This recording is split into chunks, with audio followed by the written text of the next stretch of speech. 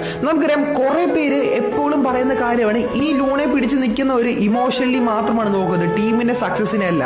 ലൂണെ പറഞ്ഞു വിടുന്ന സമയം കഴിഞ്ഞു, അല്ലെങ്കിൽ ലൂണെ പറഞ്ഞു വിട്ടിട്ട് ബെറ്റർ ഓപ്ഷൻ നമുക്ക് ISL തന്നെ ഉണ്ടല്ലോ, നമുക്കത് എടുക്കാം എന്നുള്ളത്. ഓക്കെ, ഞാൻ എഗ്രി ചെയ്യുന്നു. ലൂണേക്കാൾ ബെറ്റർ ഓപ്ഷൻ എപ്പോഴും ISL തന്നെ ഉണ്ട്. ഗ്രെഗ് സ്റ്റുവർട്ട് ആട്ടെ, ഹ്യൂഗോ ബോമസ് ആട്ടെ, ഇവരെല്ലാവർക്കും തന്നെ ലൂണേക്കാൾ ആവറേജ് പെർഫോമൻസ് എല്ലാ സീസണിലും കൊടുത്തിട്ടുമുണ്ട്. ബട്ട് എവിടെയോ എന്തോ ഒരു ലോയൽറ്റി അല്ലെങ്കിൽ ആ ഒരു ഇമോഷണൽ പോയിന്റ് എന്നെ എപ്പോഴും അറ്റാച്ച് ചെയ്യുന്നുണ്ട് ലൂണയായിട്ട്.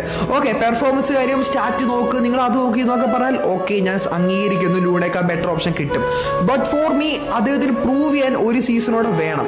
കാരണം ഇത്രയും വർഷം അദ്ദേഹം ബ്ലാസ്റ്റേഴ്സിനൊപ്പം കളിച്ചു.